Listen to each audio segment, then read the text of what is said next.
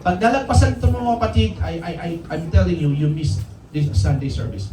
Sabi mo dyan, my son, the father said, you are always with me and everything I have is yours. Sa Tagalog po, ang sabi dyan, sumagot ang ama, anak, lagi kitang kapiling at ang lahat ng aking ari-arian ay sa iyo. Tayo po ay sandaling yumuko at mananalangin. Purihin ka, Panginoon, sa umagang ito. Maraming salamat sa iyong kabutihan. Hindi namin alam, Panginoon, kung paano gagantihan ang iyong kabutihan. Sa umagang ito, Diyos, ay nag-uumapaw na po ang aming mga puso sa iyong presensya, Panginoon. Salamat. Malain mo, Diyos, ang mga salita mo, Ama, ito ay buhay. At hindi mo pa tulutan na ito ay lalabas sa iyong bibig at babalik, Panginoon, nang wala pong buhay na hihipuin sa umaga ito. Mangusap ka sa amin, Panginoon. Sa muli, Panginoon, huwag mo pong tingnan ang aming mga pagkukulang. Bagkus, Ama, tingnan mo po ang pagnanais ng puso ng bawat isa na makalapit sa iyo sa umaga ito. Magalak ka, Panginoon, sa iyong umaga. Lord, ang napakabuti mo sa amin. We thank you. Mula po dito sa taas ng pulpito hanggang sa pinakahuling bahagi ng puluwagan ito, Panginoon. Kausapin mo kami, Panginoon, ayon sa pangangailangan ng bawat isa, Panginoon. Pinupuri ka namin, Ama, pinapasalamatan.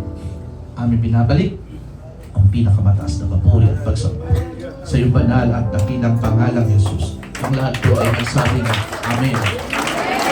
Praise the Lord. Hallelujah. Hindi po tayo magsasawang sabihin na ang Diyos ay mabuti. And I will say it again, that God is always good. In good times, be in bad times, God is always good. Sa pagkakataong ito, mga kapatid, pahintulutan niyo ako with the kind indulgence of our pastor, allow me to preach to you the message which says, pakibasa po. Pero hindi pa po yan tapos, mga kapatid. The prodigal son.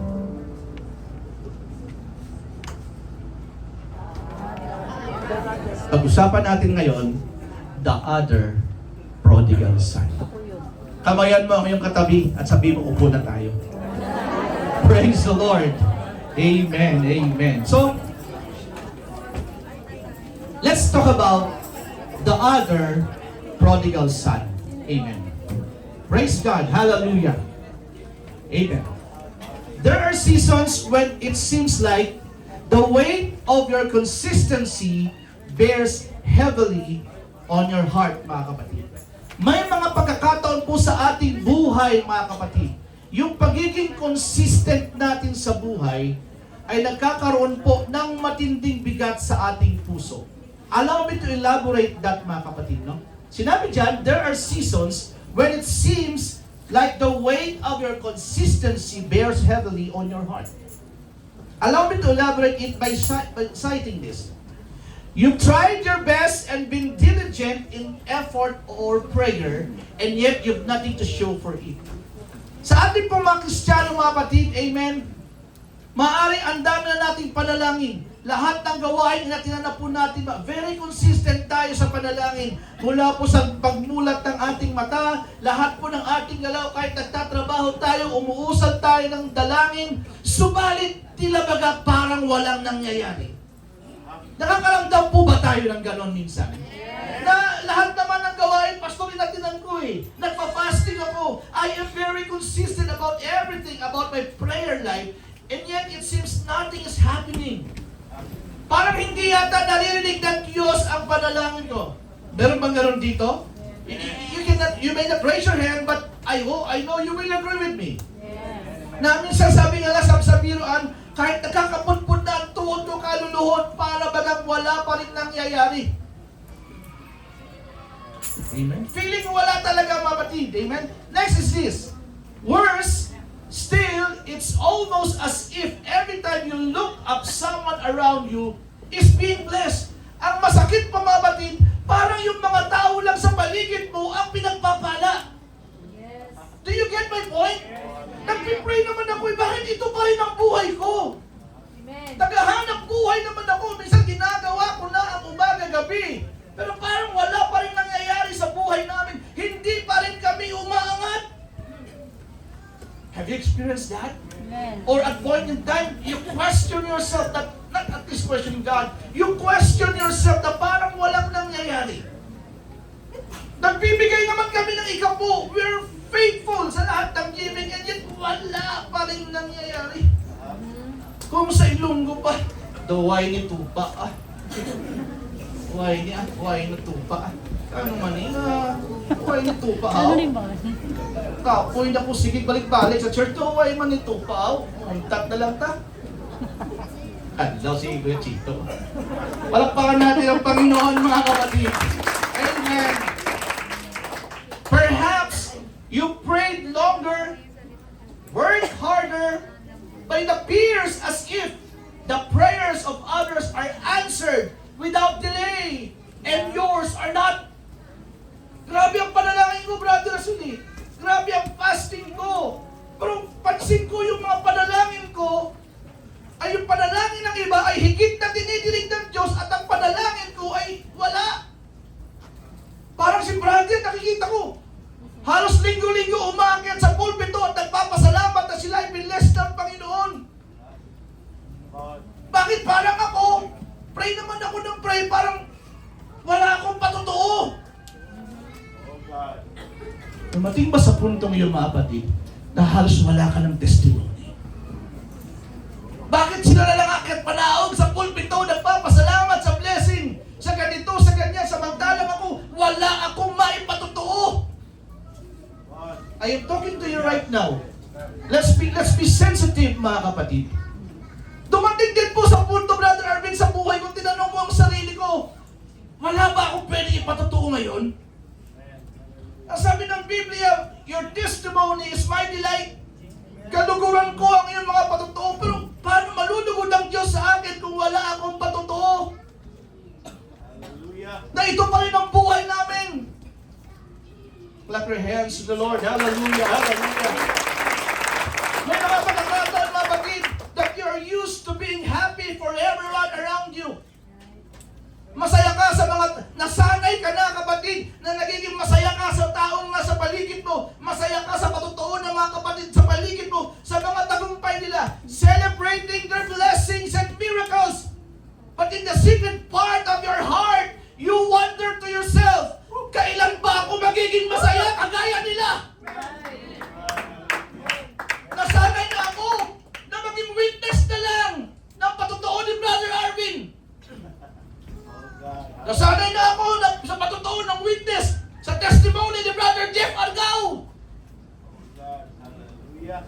Nakikisaya kami sa blessing at sa miracle, sa kagalingan ni Audrey at nasanay ako. Pero sa akin parang wala akong mai-share. Parang ang Diyos ay hindi kumikilo sa aking buhay. Oh, I feel the presence of the Lord. I know it's hitting your heart right now. I know the word of the Lord is hitting you right now. Hallelujah. Bakit palagi na lang sila? May tumayo na naman dito young people, tagumpay. Pumasa sa board exam, license aircraft maintenance ba yun? Am I correct, sir? Bakit sila na naman? Mayaman na sila eh. Ang tatay ng nanay ng doktor. Ang tatay ng piloto, tapos tumayo na naman sila. Sila na naman ang tagumpay. Kailan ba may manggagaling sa pamilya namin na tatayo sa pulpitong yan at para magsabi na pinagpala na kami ng Panginoon? Are you getting my point now? Yes. Amen. Am I preaching to you right now? Palakpakan natin ang Panginoon natin. You are used to being happy for everyone around you, celebrating their blessings and miracles, but in the secret part of your heart, sa lihim na bahagi ng iyong puso, ikaw ay nagtataka at nagtatanong, when will it be my turn to be happy? Kailan ba yung panahon na ako naman ang magsasabi, purihin ang Panginoon, pinagpala po kami. Hallelujah. Let's be sensitive, mga kapatid. Hallelujah. Praise God. What do we do when we feel as though we've labored but we have nothing to show? Ano ang gagawin mo, kapatid, kung lahat ng aspeto ng buhay Kristiyano ay ginawa mo na, subalit parang tila bagang wala kang pwedeng maipatotoo? Ito pa rin ang buhay ko. Hallelujah. Itong bahay namin, gigewang-gewang pa din. Pero tapat kami sa Panginoon. Oh God. Minimum wage earner pa din ako. Pero tapat ako sa Panginoon. So what do we do when we feel as though we've labored but have nothing to show for our effort? What do we do when it seems all effort is met with silence? Alam niyo mga kapatid, oh, I feel the presence of the Lord. Palakpan natin ang Panginoon. Ano ang gagawin ko? Ano ang gagawin ko? Kung tila baga wala, parang wala. Hallelujah. Praise God. When we feel as if we labored in vain, kung nararamdaman natin mga kapatid, lahat ng effort natin ay tila baga wala, parang hindi na please ang Panginoon sa iyo, sa pabalik-balik mo sa church, sa pagluhod mo sa altar call, sa pagluhod mo sa prayer and fasting, all your labor seems to be in vain, mga kapatid. What are you going to do? This morning, mga kapatid, allow me to share to you a beautiful story to reflect. One is the parable of the prodigal son. Oh, Brother Asil, gas-gas na yung prodigal son. Let's find out. Baka meron pang bago. Tingnan natin. Huwag kayong matulog. Hallelujah. Baka meron bago. Ibibigay ang Panginoon sa umagang ito. Palakpakan natin ang Panginoon, mga kapatid. Baka kakausapin tayo ulit ng Panginoon sa pamamagitan ng kwento ng prodigal son, mga kapatid. Amen. So what are we going to do? Prodigal son na naman, Brother Asil. Amen. Perhaps you've heard the story. Paulit-ulit mula ang kabataan, yung iba dito sa matagal na sa pananampalataya, hindi na bago ang kwento ng the prodigal son, mga kapatid. You have heard the story. Allow me to share it to you, mga kapatid. Isa-isahin po natin ang kwento ng prodigal son, mga kapatid. Luke chapter 15, verse 11 to 32, medyo mahaba, pero mag-stick tayo dito, mga kapatid. Jesus continued, there was a man who had two sons. Ito ay parable, mga kapatid. No? The younger one said to his father, Father, give me my share of the estate. So he divided his property between them. Alam po natin, mga kapatid, na hiningi po na nakababatang anak ang kanyang mana sa kanyang ama. At alam din po natin sa umiiral na batas, mga kapatid, na ang mana ay binibigay lamang kapag mamamatay na, pagpatay na ang magulang. Subalit may isang anak na nakababata na masyadong mapangahas. Kanya pong kinausap ang kanyang tatay, sinabi niya, paraphrasing it, Tay, pwede bang hingin ko na ang mana ko ngayon? See?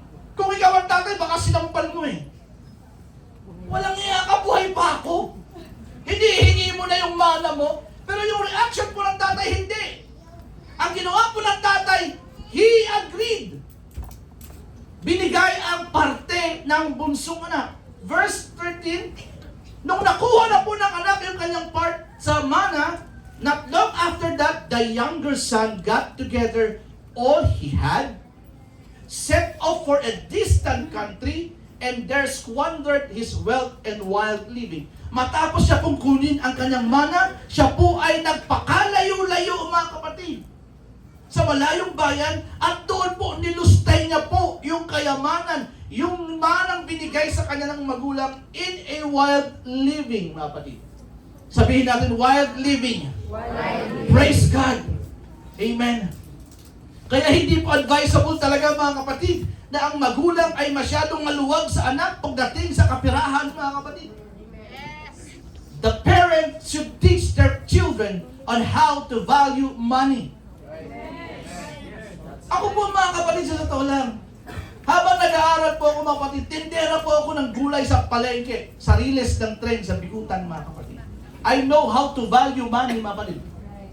We know how to value money, mga kapatid. Nagdadrive ako ng tricycle bago pumasok sa college para may pamasahe, mga kapatid. So, ang lahat ng bagay ay nakukuha ko not on a silver platter.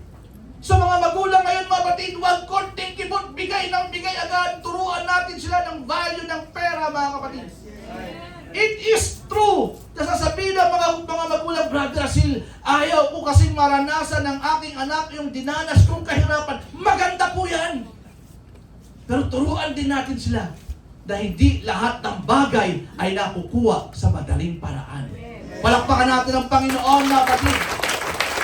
Sa verse 14, mga kapatid, amen, after he had spent everything, nilustay na yung pera niya sa inom, sa babae, lahat mga kapatid, sa barkada. Sabi po ng verse 14, after he had spent everything, there was a severe famine in that whole country, and he began to be in need. Nung naubos na po yung kanyang mana kasi nilustay sa alak, barkada, sa babae, mga kapatid, nataon pang may dumating at taggutom dun sa bansang kanyang tinirhan at nagsimula na po siyang maubusan ng pera. Sabi diyan, and he began to be in need. That is verse 14. Next po. So he went and hired himself out to a citizen of that country who sent him to his fields to feed pigs. Naubos na ang pera, mga kapatid. Wala na panggamit na pagkain. Siya po ay namasukan na lang. At it's in the screen, nakita natin na sabi ng Biblia, siya po ay namasukan na lang bilang tagapag-alaga ng baboy. Sabihin natin baboy. Huwag mong tingnan yung katabi mo. Sabi ko, sabihin mo lang. Okay? Huwag ka lilingon, no? So he went and hired himself out to a citizen of that country who sent him to his field to feed pigs. Ito na. Nakaramdam na po siya ng gutom, mga kapatid. Ang sabi ng verse 16, he longed to fill his stomach with the pods that the pigs were eating, but no one gave him anything. Siguro iniisip niya, mabuti ba itong mga baboy na to hindi sumasala sa pagkain. Samantalang ako na nagpapakain, nagugutom. Hey? Praise the Lord. Alam niyo mga kapatid, share ko lang, sabi po ng statistics ngayon, kaya marami po mga kabataan ng weak. Itong generation na ito, bakit? Halos lahat ibinibigay na lang ng magulang. Ayaw ng magulang pahirapan ng anak. So we are raising a generation of weak young people, mga kapatid. Say amen if you agree. Clap your hands to the Lord. Hallelujah. So he longed to fill his stomach with the pods that the pigs were eating, but no one gave him anything. Praise the Lord. Ang sabi po ng verse 17, when he came to his senses, nagbalik sa kanyang kaisipan, mga kapatid, he said, how many of my father's hired servants have food to spare, and here I am starving to death. Bumalik sa kanyang kaisipan, mga kapatid, sabi niya, marami kaming mga servant sa bahay. At yung mga servant namin sa bahay, hindi nagugutom. Pero ako ngayon, andirito, katabi ang mga baboy, pinakakain ko yung baboy, ako naman ay gutom na gutom.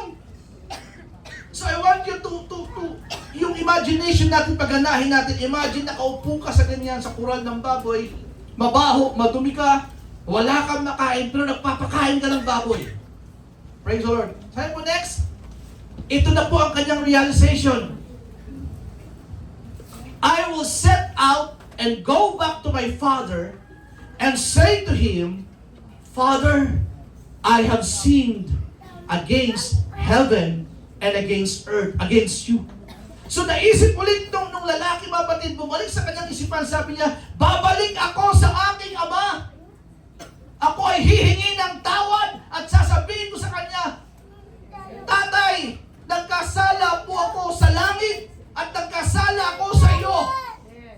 Ganoon naman talaga eh. Pag wala ka na, maalala mong Diyos, Pastor. Natural po sa tao, pag walang-wala ka, lalapit ka sa Diyos. Natural po sa tao, pag may karamdaman ka, lalapit ka sa Diyos. Well, that is good. Subalit pa ibang tao, mga kapatid, walang-wala na nga, ayaw pa rin lumapit sa Diyos. So, minsan mga kapatid, siguro, ito lang analogy ko. May mga anak minsan na ayaw maglingkod sa Panginoon. Kasi they are being fed with everything. Right. They have everything in life. Yes, yes, come on. Ulitin ko. Say it. They have everything in Yes. life. Amen. Amen. They are living in their comfort zone. Right. Right. Why would I go to church where everything is being provided?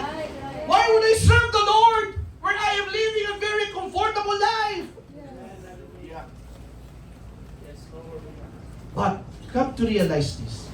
Yung mga simple lang ang buhay, nasa church.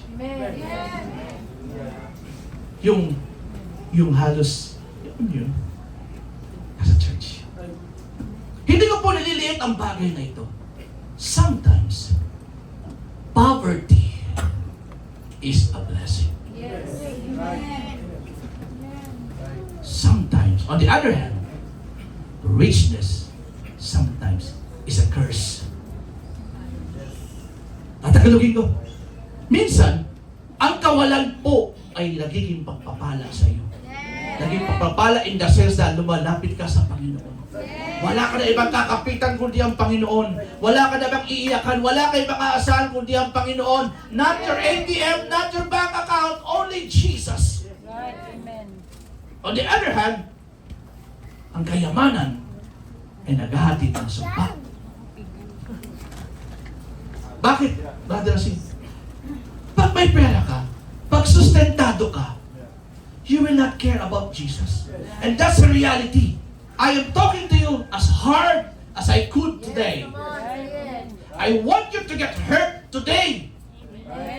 I want you to get hurt today if only for us, for everybody of us, to realize na wala tayong ibang, oh hallelujah, wala tayong ibang aasahan kundi ang Panginoon. Sa buhay ko mga batid, lahat po ay nasa ko sa Panginoon. Everything that happens to me and my wife, bahala ang Panginoon dyan.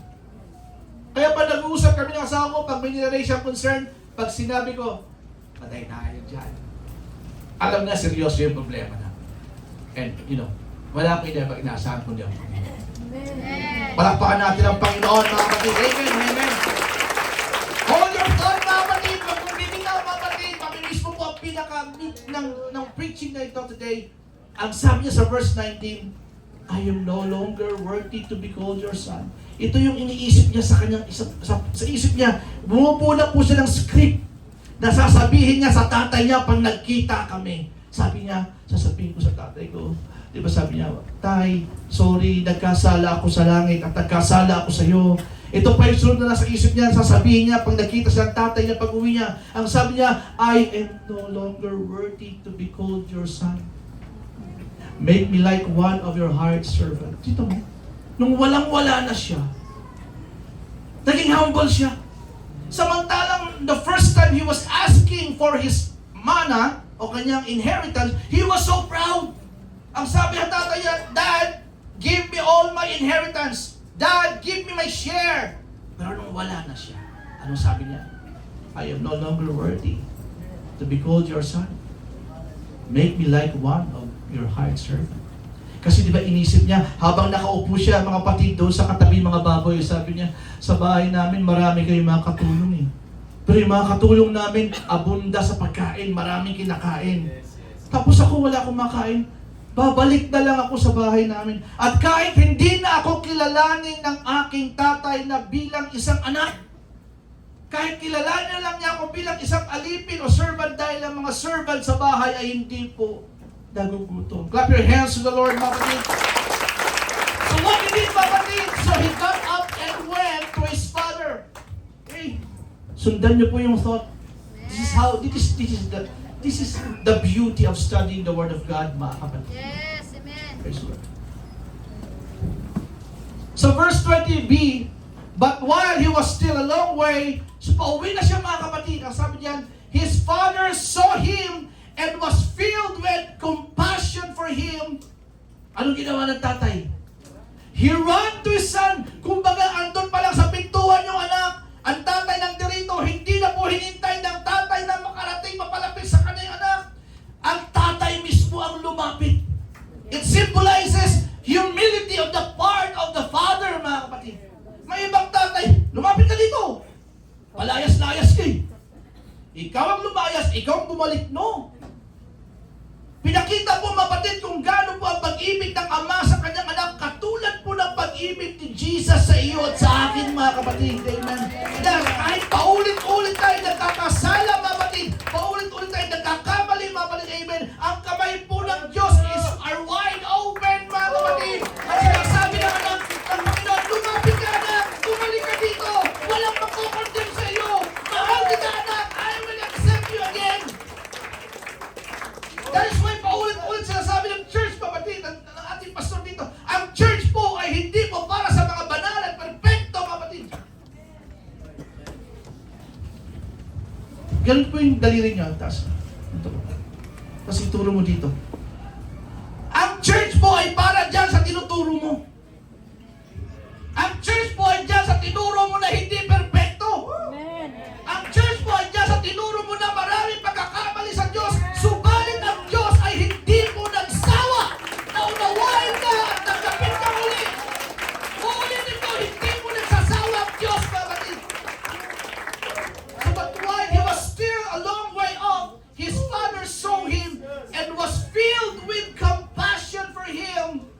He ran to his son.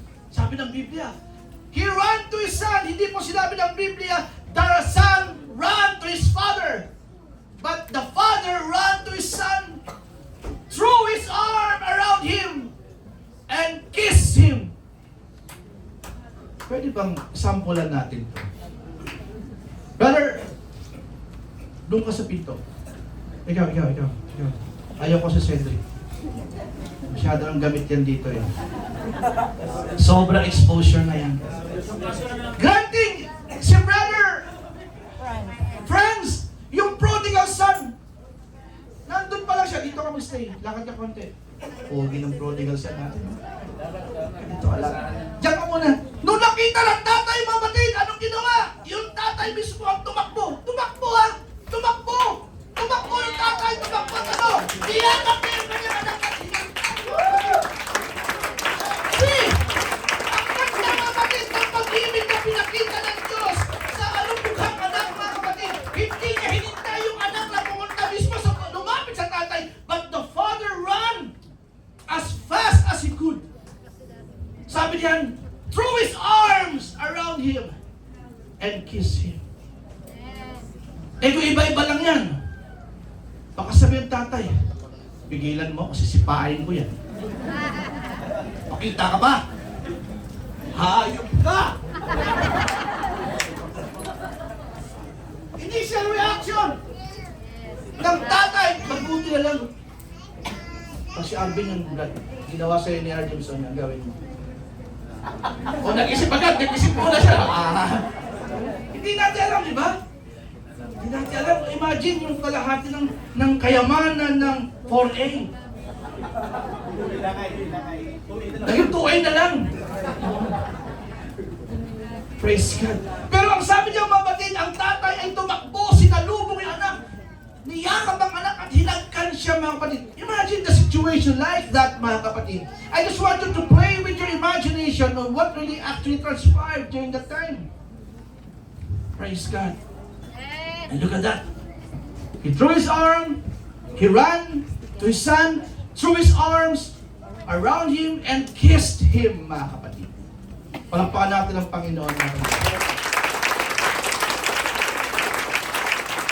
At sa isa na ito, mga kapatid, sa verse 21, ang sabi ng anak, Father, I have sinned against heaven and against you. I am no longer worthy to be called your son.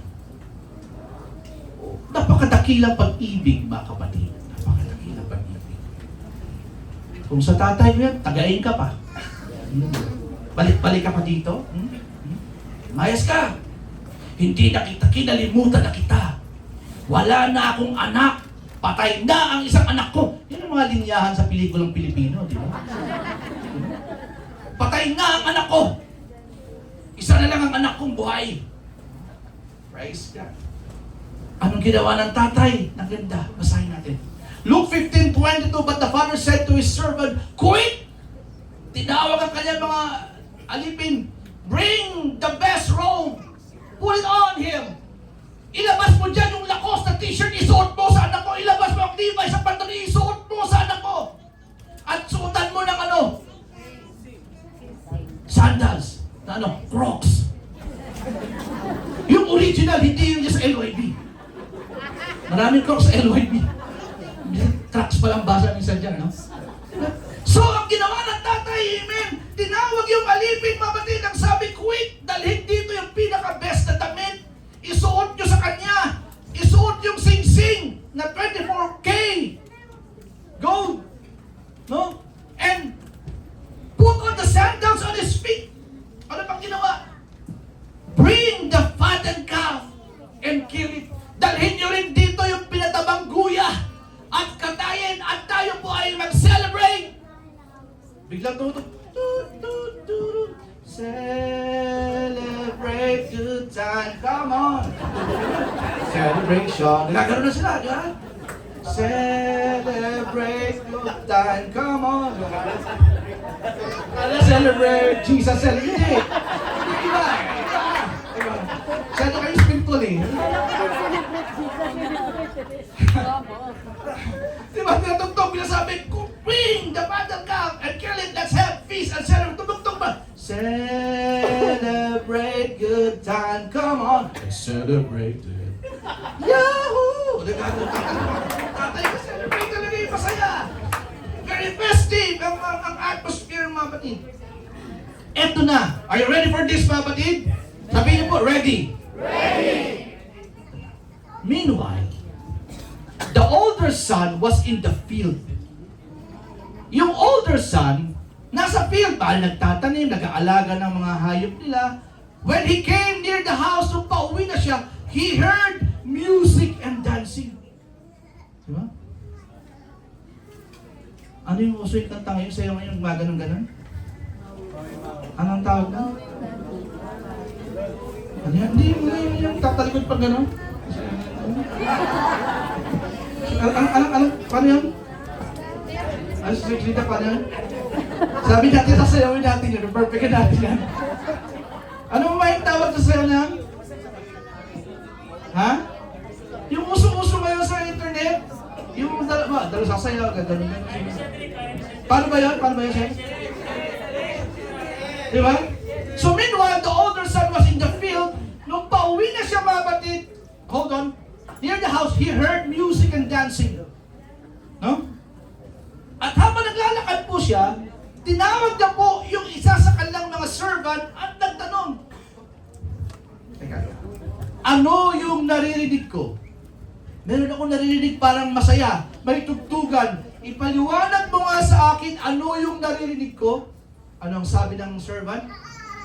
Sir, your brother has come and your father has killed the fattened calf because he has him back safe and sound. Sir, nagkakasayahan po sa bahay niyo ngayon. Nagpakatay po ang inyong tatay ng mga pinatabang guya. Dahil po ang iyong kapatid ay bumalik na po. Ang iyong nawawalang umalis na kapatid ay bumalik na po. Ang iyong bunsong kapatid ay bumalik na po. Kaya po may kasayahan sa bahay niyo ngayon. May catering po sa bahay niyo ngayon. Nag-rent po sa J&K ng table and chairs. Promotion pa yan. Praise God.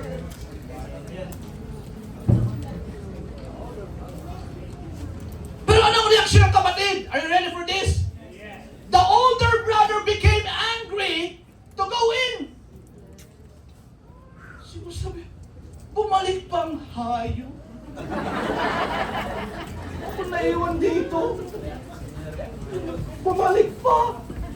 So the older brother became angry and refused to go in. So his father went out and pleaded with him. Dahil ayaw niya pong pumasok, mga kapatid, yung tatay ang lumabas. Kita niyo itong tatay na ito, napakabababang puso. Kung sa ibang ayaw mo pumasok, di wag mo. Look at the father. Lumabas si tatay, pinaliwanag kay kuya kung bakit may ganitong eksena sa bahay. Anong sabi niya? Because your brother was lost and is found. Anak, magsaya tayo. Kasi yung kapatid mong matagal na nawala, nagbalik. Yung akala natin patay na, muli siyang nabuhay sa ating paningin. Pero yung tata, yung anak, hindi talaga. Remember the word, this one, the older brother became angry and refused to go in. Amen. So talagang nagaganon pa, yung tatay nakikiusap. Tingnan nyo, ito ang sagot ng anak. Get ready for this. Ang sabi niya, but he answered his father, look, all these years I've been slaving for you and never disobeyed your orders, yet you never gave me even a young goat so I could celebrate with my friends. Sabi niya, ang sakit, Tay. Ang tagal kitang pinaglingkuran. Hindi ako sumuway sa iyong utos, Tay. Nagstay ako sa iyo, Tay. Lahat ng utos mo, sinunod ko. Ang sakit-sakit. Dinadamahan na natin, parang hindi biwan mo kayo. Kahit na kayo, eh. Pero, Tay, oh God, sabi niya, you never gave me even a young goat so I could celebrate with my friends. Hindi ka ba na nagpakatay ng kambing para nagawang babaitan, Tay?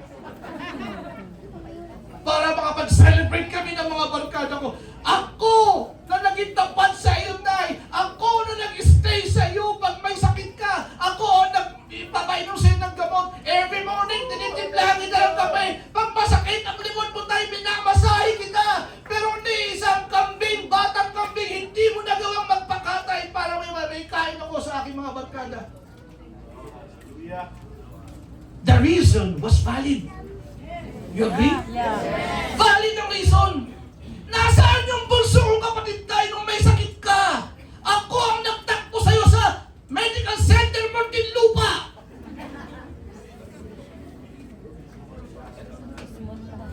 Saan yung kapatid kong yan? Wala! Nung hirap na hirap ka, Tay, umubo. Ako ang umuubo para sa'yo. Diba? Imagine that. Yung emosyon ng kuya, valid ba hindi? Valid. Sabi niya, andito I stayed. Hindi kita iniwan, Tay. Clap your hands to the Lord.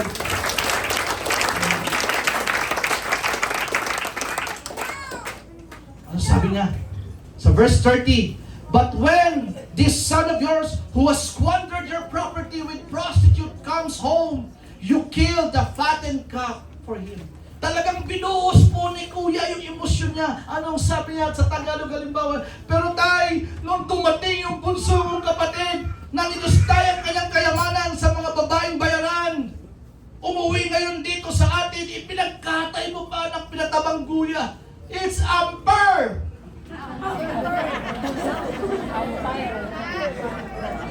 Very unfair. Valid ba yung kanyang emosyon? Yes. Very valid. Ordinaryong tao, ganun na kahit Kristiyano, pastor, ganun mararamdaman mo. Halimbawa si Mr. Jowas, inubos yung kayamanan ng pamilya, tapos babalik, wala ng pera. Matutuwa ka ba? O sabi niya, sapakin ko yun. Very human. Sabi pa ng ate, sabunutan ko yan. See? Very valid. Now, tingnan natin yung issue ng brother. Kasi, laging sikat lang sa mga kwento yung prodigal son. Ang definition of prodigal son ay a child who left the house without the permission of the parents, with the disagreement of the parents, and returns home na humihingi ng kapatawaran. No? So, let's talk about the issue nung kuya. Are you ready po? Amen. Ito na po. Kung titignan niyo mga kapatid ang picture, nagpapaliwanag siya sa tatay, they're having an argument. Ito po yung issue ni kuya.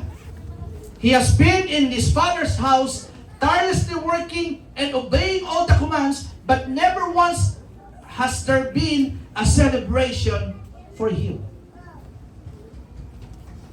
Number one issue ni Kuya. Number two, naranasan ko yan mga kapatid, sa totoo lang. Kasi lumaking palengke po ako mga kapatid. Vendor po ako ng palengke sa palengke sa tabing dilas ng tren. Gigising ka ng alas 3 na madaling araw para mag-display ng paninda. Tutulog ka ng mga alas 12, ililigpit mo yung paninda, tapos ilip ka lang, mga bandang alas 3, ilalatag mo ulit yung paninda. Ganun po ang buhay ko. Pag nagpapaalam ako sa nanay ko, bawa, nay, punta lang ako sa klase ko, hindi ako pinapayagan. Ang sakit-sakit ng kalooban ko, parang during that time, deprived po ako. Hindi po ako, kagaya ng ibang young people dito na pag Sabado po ay nasa galaan, wala po, nasa palengke po, kahit walang pasok, nasa palengke ako. So ito pa, hindi ako pinapayagan umalis.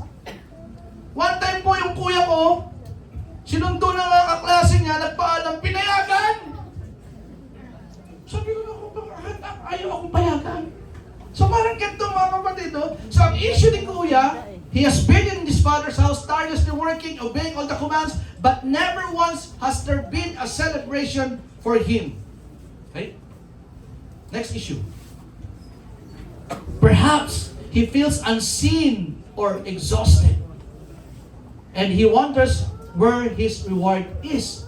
Ang feeling niya, hindi nakikita yung effort niya, kahit pagod na pagod siya at nagtataka siya, bakit wala siyang reward kagaya ng kapatid niya? Next po. Perhaps he feel angry because it seems as if his brother's negligence has been rewarded while his diligence has gone unnoticed. Naisip niya mga kapatid, nagalit siya kasi yung kuya ko, yung kapatid ko na naglustay, nabigyan pa ng reward. Pagbalik niya, binigyan ng sing-sing, binigyan siya ng magandang damit, pinagkatay pa sa pantala siya, never niya pong naranasang ipagkatay ng kanyang mga magulang, and never po magkaroon ng celebration sa kanya. Next po. Perhaps he feels envious o naiinggit. Maybe he wonders what his life could have been like or what joy he could have experienced if he had taken his inheritance. Inisip niya mga kapatid, sana gano'n na lang din ang ginawa ko. Sana hiningi ko na rin yung mana. Sana nagpakalayo-layo ako. In-enjoy ko yung pera, nilustay ko, and then pwede palang bumalik. Alam niyo mga kapatid, sabihin ko sa inyo, lumaki po kami na kailangan mo ng paghirapan yung hinihingi mo. Hindi pwedeng makuha ang isang bagay in a silver platter. Kaya naniniwala ako kapatid na naging strong ang personality ko because hindi konting iyak lang, binibigay lang. Pinaghirapan. Simpleng transistor radio lang, Brother Ton. Yung transistor radio. Oo. May AM, FM, mga kapatid. Kailangan paghirapan, mga kapatid. Bago pala ibigay ng nanay ko, mga kapatid. Sa panahon ngayon, iba na. Ang mga anak ang nagsiset ng condition. Pag hindi mo binigay yan, hindi na ako mag-aaral. Kung ako yan, sinong tinakot mo? Pag hindi mo ako binigyan ng ganito, hindi ko pagbubutihin ang pag-aaral ko. Ngayon po mga kapatid, ang magulang ang nakikiusap sa anak, sir, mag-aral ka naman ng mabuti, anak. Nung panahon namin, mga panahon ko mga kapatid, takot na takot akong hindi pumasok sa school. Kasi sabi ko, mahirap kami. Sabi ko, ang edukasyon ang magpapaangat ng buhay ko. Pero ngayon, pakikiraan lang po ako, I want to hit you hard. Ngayon, nakadepende karamihan sa mga kabataan sa binibigay ng magulang kahit hindi pinaghirapan. Minsan nga, bagsak na sa school, may reward pa. Eh di wow. Dati, paghihirapan mo. Magandang grades ang kapalit. Ngayon, drop out ka na, may reward pa. Itinapon ka na sa ibang school. Kinake out ka na ng ibang eskwelahan. Inilipat-lipat ka na. Kaya ikaw ay nag-aaral ngayon sa international school kasi iba-ibang eskwelahan na ang pinuntahan mo. Pero may karapatan ka pa mag-demand. Abay, hiyang-hiya naman ako sa iyo. Clap your hands to the Lord. Amen. Lapit tayo kapatid. Ito yung eksena mga kapatid. Nung dumating yung kita niyo yung mukha ng sa ayaw, hindi makatingin sa kapatid niya. Imbyernang siya. Sabi niya, ang hayop na to, bumalik pa. Diba? Imagine yung ito anak, ito, kausap ko yun ng kapatid mo, na-miss mo ba siya? Ayaw tumingin ng isa. Kita niyo. Praise God. Not only his father is waiting for him when he comes home. Ito po yung inaisip ng tatay, ng anak eh. He puts a ring on his finger and sandals on his feet. Throws a feast in celebration of his return. Ito yung nakita po ng anak, mga kapatid, ng kuya. Pero anong sabi po ng anak, ng tatay? My son, the father said, you are always with me and everything I have is yours. Parang sinasabi ng tatay, anak, huwag ka na magtampo. Lahat naman ng nasa akin ay iyo din. Nagit yung punto, mga kapatid. Pero kung sinasabi ng anak, itay, ang daming privilege ang binigay mo sa kapatid kong lumayas. Ang sabi ng anak, huwag kang magtampo, lahat ng nasa akin ay sa iyo din. Amen. Kung anong kinakain ko, anak, dito sa bahay, yun din kinakain mo. Kung may aircon yung kwarto ko, anak, may aircon din yung kwarto mo. Kung naka-iPhone 17 Pro Max ako, naka-iPhone 21 ka na. Advance. Clap your hands to the Lord, Mama King. Amen, amen, amen. Hallelujah. Tapos mga kapatid. Praise God. Ano sabi niya? Son, you have always been with me, and that is, all that is mine is yours. Now, question. How does the life of the older brother apply to us? Gusto kong sabihin, mga kapatid, it is easy to believe that when we pray for a job, a relationship, financial stability, or some form of success, and we attain it, it is a sign of God's blessings and goodness towards us. Tama ba? Madaling paniwalaan na kapag nag-pray tayo ng magandang trabaho, magandang relasyon, financial blessing or stability, success in whatever form, ito ay iniisip agad natin na blessing. Sabihin natin blessing. Amen. Likewise, when the things we pray for and seek become unattainable, when we're disappointed or denied or can't discern an answer, we often conflate this is a sign of God's rejection. Sa kabilang banda, mga batid, kapag kayong panalangin natin ay hindi pa na-achieve, hindi pa nangyayari, tinatawag natin siyang God's rejection. Sign of God's rejection. Sabihin natin, the prodigal son. Sino po yan? The other prodigal son. We are the other prodigal son.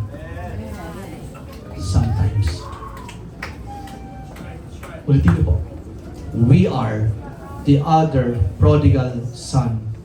Sometimes. Minsan po tayo yan. Clap your hands to the Lord, mga kapatid. Amen. What is our point of view number one, mga kapatid?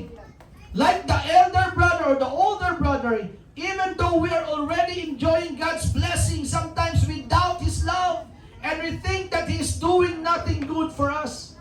Kagaya po tayo ng nakakatandang itong kuya, na kahit po nag-i-enjoy na tayo ng mga blessing, mga kapatid, minsan iniisip natin o nagtutuda tayo na parang wala pa rin ginagawa ang Diyos sa atin. Share ko, mga kapatid. Last time, nasa Co-op ako, mga kapatid, nag-breakfast ako sa McDonald's, doon malapit sa Co-op. May isang batang lalaki na nasa counter, umorder po siya ng 1-piece chicken, tapos yung soft drinks na may float, yun. Tapos, wala siyang maupuan. Tapos sabi ko, boy, gusto mo tabi tayo dito? Lumapit siya. Very smart yung bata. Thank you po. Sabi ko, ilang taon ka na? Sabi niya, 11 years old po. O sabi ko, ikaw lang ang kumakain mag-isa. Opo. Nasaan ang magulang mo? Wala po akong papa eh. Iniwan po kami ng papa ko nung 1 year old pa lang po. Yan ang sabi niya. Nasaan ang mama mo? Eh, nasa work pa po ngayon. Call center po. Agent po siya. Ganon. So, sino nakasama mo sa bahay? Wala po. Eh, paano paggabi? Paggabi kasi na, pauwi pa lang po ang nanay ko, darating po siya ng 10 oras. Paano paggabi? Saan ka natutulog? Sa katabing room po, kasi apartment pala yung tinitirahan nila. Ibinibilin po ako sa katabing pintuan namin. Doon po ako natutulog. Tapos, at tanong ko sa kanya, nagsisimba ka ba? Opo, sabi niya. Pag Sunday po, nagpupunta kami doon sa may baba po doon. Nagba-Bible po kami. So, ang presumption ko, hindi Katoliko yon. Kasi ang Katoliko naman, hindi naman sila nagbabasa ng Bible eh. Tama po. So sabi ko, sa tingin mo ba, dapat ba nagsisimba ang bata? Opo. Kasi po, para magpasalamat po. Ano pinagpapasalamat mo? Papasalamat po ako kahit si mama lang po ang tumataguyod sa amin. Sabi niya, okay po. Parang dinurog po yung puso ko, mga kapatid. No. Papasalamat po ako kahit hindi ko na po nakita yung papa ko, sabi niya. Pero may mama po kami na mahal po kami. Tayo minsan, mga kapatid, nasa atin na lahat ng blessing. Pero hindi pa rin natin makuha magpasalamat, mga kapatid. Minsan, kaya may taong hindi kontento sa buhay, mga kapatid, kasi ang hinahanap yung wala. Pero hindi pinagpapasalamat kung ano ang meron sila. Sa mga kabataan, I appeal to you. Bakit hindi nyo subukang i-appreciate ang buhay na meron kayo? When I say appreciate the life that you have, is also, it goes on to say na dapat na-appreciate rin yung mga magulang ninyo. When was the... Tingin kayo sa akin mga young people, huwag kayo yumuko. When was the last time na nagpasalamat kayo sa mga magulang ninyo? When was the last time? Papasalamat lang kayo pag may binibigay? Pag bago yung gadget? Did you thank your parents? Pa, maraming salamat kasi ikaw po yung naghahanap buhay para sa amin.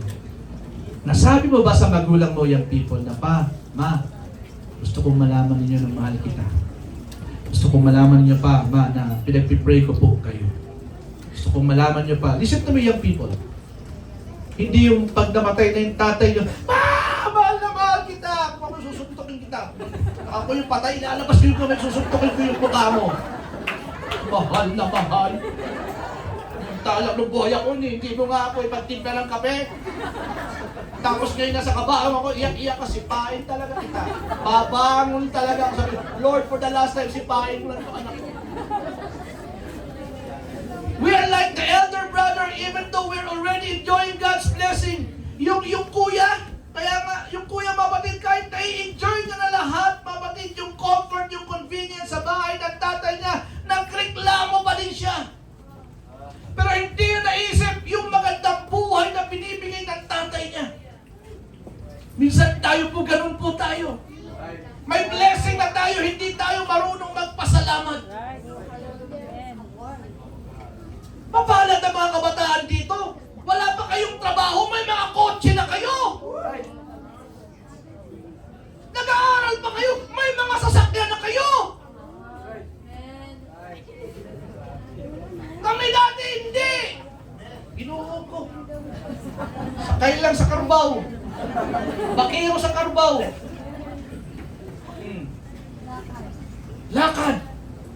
Pero mga young people ngayon, didiretsuhin ko kayo, napakapalad ninyo. Wala kang trabaho, may motor ka? Saan ka kumukuha ng panggasolina? Kay papa, kay mama. Pero ang hirap mo papuntusan. Palakpakan natin ang Panginoon, mga sometimes, we are like the older brother. Andiyan na lahat ng blessing, mga kapatid. Amen. Pero ayaw mong bilangin ang blessing mo. Tila baga, kulang pa din. At alam nyo, mga kapatid, kung may puso tayo mapagpasalamat, Sulit tayo sa mga magulang natin. Mga magulang, pahintulutan niyo ako sabihin ito. Dapat sana kayo ay respeto sa inyong mga magulang.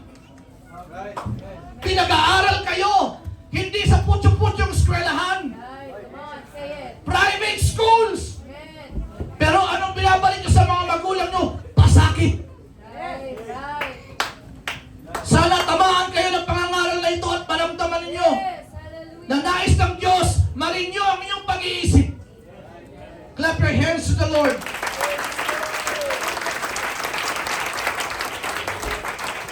Ako mga kapatid, nagkaroon lang ng sasakyan.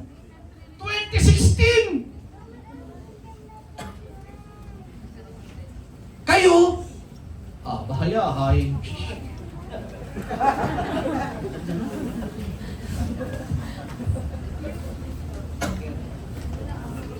Magising tayo mga kapatid. Number 2, point of view, malapit tayo magtapos. We may not have a testimony or struggles experienced by the prodigal son, but God's sustaining power to stay is still grace. Ito po para sa mga kabataang lumaki sa church. Wala man kayong masyadong maduming nakaraan dahil lumaki kayo sa church. I am talking to the inborns. Wala kayo, hindi kayo naging drug addict. Hindi kayo naging lango sa alak, mga batid. Amen. Wala man kayong kwento o struggle kagaya ng prodigal son. Pero gusto kong sabihin sa inyo, yung sustaining power na manatili kayo sa pananampalataya ay sapat na po upang ipagpasalamat sa Diyos, mga kapatid. Hindi natin kailangan magkaroon ng buhay na kagaya ni Brother Arvin na lango sa shabu dati, sa alak, sa droga. Hindi! Para masabi na talagang maganda ang testimony natin. Kung ikaw ay inborn, mga batid, amen, at hanggang ngayon nananatili ka sa church, mga batid, yan ay isang malaking bagay, napakalaking bagay, dahil yun ang tawag na sustaining power ng ating Panginoon upang ikaw po ay manatili sa pananampalataya. Hallelujah! Hallelujah! Hindi mo kailangan maging addict. Hindi mo kailangan maging masamang tao para masabing ikaw ay may binago ng Panginoon. Hindi po. Kung ikaw ay nananatili sa church, yung sustaining power ng Panginoon ay tinatawag na biyaya ng Diyos. Kaya po nandito po tayo, mga kapatid. Last, mga kapatid. Praise God. Like the older brother who is busy about the cares of his father, but the love for his father is no longer there. Itong kuya, nasa bahay lang siya, mga kapatid, busy sa pag-aalaga sa tatay, sa pagsunod sa mga utos. Amen. Only to be realized later na wala pala siyang pag-ibig sa tatay niya. Sa atin, mga kapatid, bilang Kristiyano, mga kapatid, maaaring baka busy tayo sa mga gawain sa church. Baka ritual na lamang ang pag-attend natin ng mga gawain. Baka ritual na yung pag-backup natin, pagtugtog sa mga instrumento, mga kapatid. Ayun pala, wala na pa talaga ang totoong pag-ibig sa Diyos. Amen. Like the older brother who is busy about the cares of his father, but the love of his father is no longer there. Let me tell you this, mga kapatid. Yung older brother, mga kapatid. Amen. Praise God. Araw-araw kasama niya ang kanyang tatay. Pero sa puso niya pala, amen, meron siyang dinadalang hindi maganda. Bilang Kristiyano, baka araw-araw o madalas nasa gawain tayo, lagi sa gawain, mga kapatid. Pero ang isip pala natin ay wala na sa Panginoon. Young people, bakit young people na lang palagi? I want to talk to you. Kailan tayo magpapakatapat sa paglilingkod sa Panginoon? Ulitin ko. Hanggang kailan po tayo magpapakatapat sa paglilingkod sa Panginoon? Alam niyo ba, mga young people, ang mga magulang ninyo umiiyak. Hindi naman lang pwede kayo saktan o kalid ka rin papunta sa church. Iniiyak na lang kayo sa Panginoon. Pinapanalangin na lang kayo sa Panginoon. Amen. Praise God. Lord, help us today. Tulungan mo kami, Panginoon, na paalala ang kabutihan mo. Tulungan mo, Panginoon, na makita ang dakilang pag-ibig mo, Panginoon, sa amin. Na makapaglingkod kami ng tapat, ng tama. Hallelujah. Are you tired and feel as though you have little to show for your effort? Pagod ka na ba sa paglilingkod mo sa Panginoon? Pagod ka na ba sa pananalangin? Dahil pray ka lang ng pray, parang wala naman nangyayari? Pagod ka na ba sa pabalik-balik sa church? Gusto kong sabihin sa iyo, kapatid. Gusto ko i-share ito, mga kapatid, with the kind indulgence of Brother Samuel in the Waffer family. Last cottage prayer po, nandun po kami. Galing po ako sa trabaho sa Laguna. I really have to leave the place early kasi gusto ko pong makapunta sa cottage prayer. Nothing special to be about Waffer family. Hindi po siya ganun ka-special naman. Nothing special. Gusto ko lang po makita at ma-savor yung pagpapala na binigay sa kanila ng Panginoon. Kilala natin ang mga Waffer. At hindi po ito sa pangliliit, mga kapatid. We have seen their lives. Paano sila naghirap. Paano kung saan-saan sila tumitira. If I'm not mistaken, may time po may tinirhan sila banda sa may katarungan na pinalaya sila. Amen. Kung hindi ganun ang naging buhay mo, kapatid, young people, maaaring hindi mo ito ma-appreciate. Pero nakita ko po, anong sabi ni Brother Samuel? Sabi niya, sa lumang bahay namin narisan, yung kisame parang babagsak na. Ilan sila magkakapatid, mga kapatid?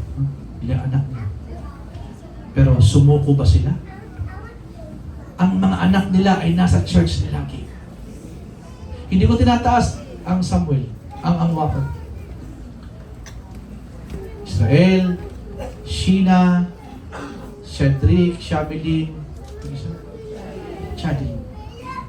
Sa kabila po ng kahirapan ng buhay, nasa church sila. Nasa church sila. Ikaw, kamusta ka? Hindi ba maramya ang buhay mo? Hindi ba komportable ang buhay mo? Nasaan ka? Minsan, para tayong the prodigal son, the brother or the other prodigal son. Andun na yung blessing. Andun na lahat. Pero ayaw mo pang magtino. Tayong lahat po ay tatayo.